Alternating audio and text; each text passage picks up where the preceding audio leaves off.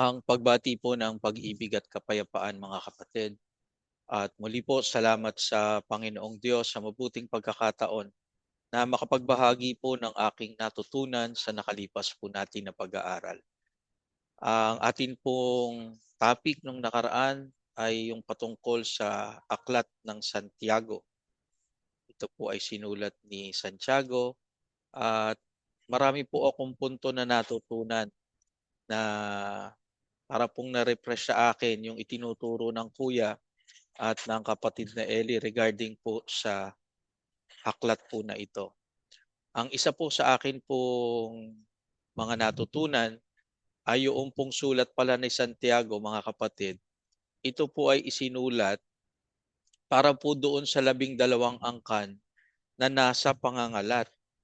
Ang sabi nga po ng kapatid na Rodel, ang possibility ay maraming naisulat na kopya ng aklat na ito. Pero hindi naman natin sinasabi na ganun talaga. Sabi nga po ni Brad Rodel, dahil ang possibility kung bakit maraming naisulat na aklat o kopya ng aklat ni Santiago dahil doon sa mga nangalat, doon sa 12 angkan ni Israel.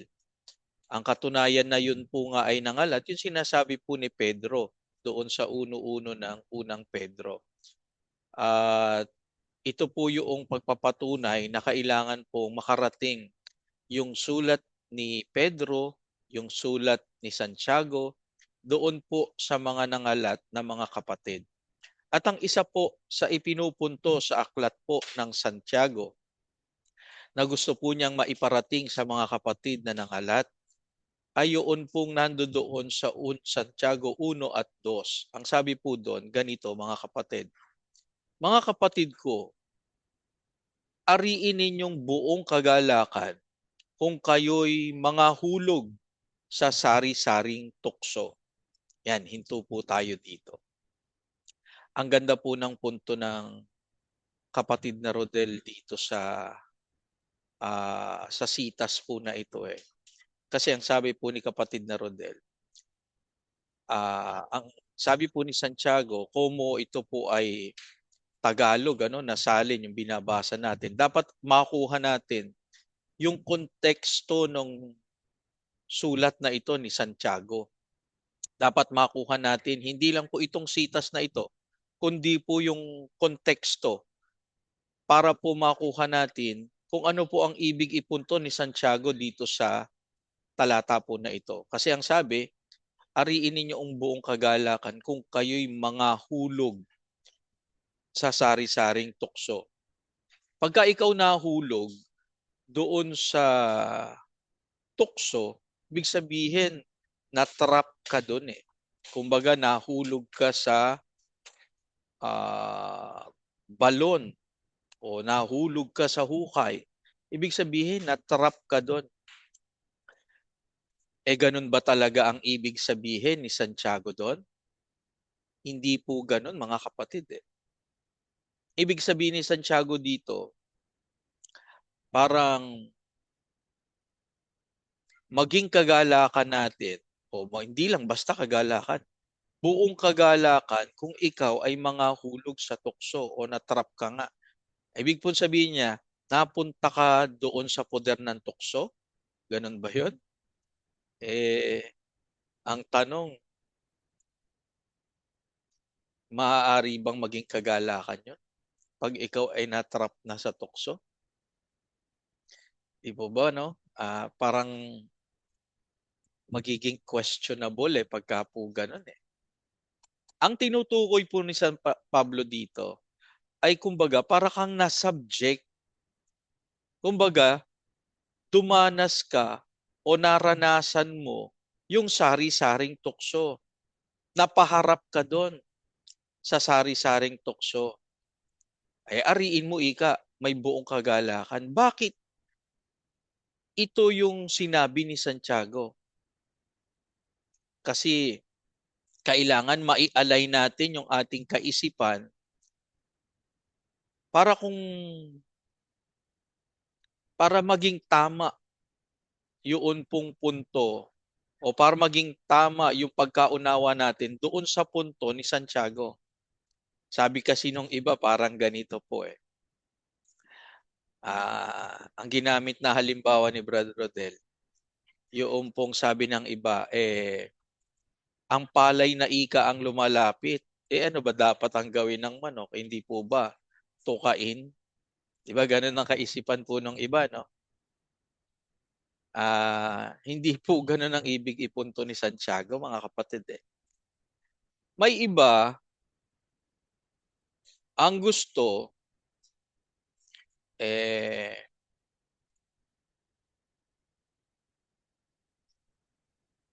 ayaw nga dumanas ng tukso. Pero pagka dumanas ka ng tukso, sari-saring tukso, magalak ka. Ano ang dahil? Bakit kailangang mga galak tayo pag dumarating yun? Ano ba ang gusto talagang ipunto ni Santiago dito? Basahin po natin ang nasa pagpapatuloy po ng kanyang sulat sa 3. Yamang nalalaman na ang pagsubok sa inyong pananampalataya ay gumagawa ng pagtitiis. Yun po pala, mga kapatid. Pagsubok naman pala yun sa pananampalataya. Pagka dumating yung pagsubok, ang susubok yung salita ng Diyos. Pag dumating yon, susubukan yung ating pananampalataya. Malalaman kasi ng salita ng Diyos kung anong klasing pananampalataya mayroon tayo. Kailangan kasi yung pananampalataya dumaan sa pagsubok. At ang pagsubok sa pananampalataya ay sa pamamagitan ng salita ng Diyos. Bakit kailangang subukin yung pananampalataya? Kung susunod ka ba o hindi sa salita ng Diyos. Kaya kailangan masubok eh. At para masubok, kailangan mapatunayan na yung pananampalataya mo may kalakip na paggawa. Anong klaseng paggawa? Paggawa na may pagtitiis. Pag dumating ang tukso, natiis mo, edi naiwasan mo, kumbaga. Kasi pag dumating ang tukso, dapat meron tayong gawin. Ang dapat nating magawa nga, makapagtiis tayo. Dapat huwag tayong kakagat doon sa tukso. Dapat magtitiis tayo at matutunan natin yung pananampalataya dapat may kalakip na pagtitiis. Kagaya po ng sinasabi nga po sa Ebreo na dapat taglay natin pagka dumating yung ganitong pagsubok. May lumapit na babae. Ibang babae, maganda. Ano ang dapat nating magawa? Hindi po ba umiwas dyan sa magandang babae na yan? Bakit? Kasi may ganito pong sinasabi si Pablo eh. Maging marangal nawa sa lahat ang pag-aasawa at wag nawang magkadungis ang higaan sapagkat ang mga mapakiapid at ang mga mapangalon niya ay pawang hahatulan ng Diyos. Hindi pwede na wala kang gagawing pagtitiis pag dumating yan. Mahalagang sangkap ng kaligtasan yung pagtitiis, mga kapatid. Kaya yun po yung ibig sabihin doon. O gustong ipunto ni Santiago doon sa Santiago 1:2. Kailangan po nating masubok para mapatunayan ang pananampalataya. At kailangan naman yung pananampalataya may kalakip na gawa. Anong gawa? Gawa ng pagtitiis po, mga kapatid. Kailangan nating makapagtiis para po tayo ay mapatunayan, para po tayo ay maligtas. Salamat po sa Diyos, mga kapatid, dito po sa akin pong natutunan na parang bago po sa akin pandinig. Pero alam ko po, itinuro po ito ng kapatid na Eli at kapatid na Daniel na natutunan po natin sa pagkakataon po ito. Magandang araw po sa inyo at salamat po sa Diyos na makabahagi sa na makabahagi po ng kaunti pong aking natutunan sa nakalipas po nating pag-aaral.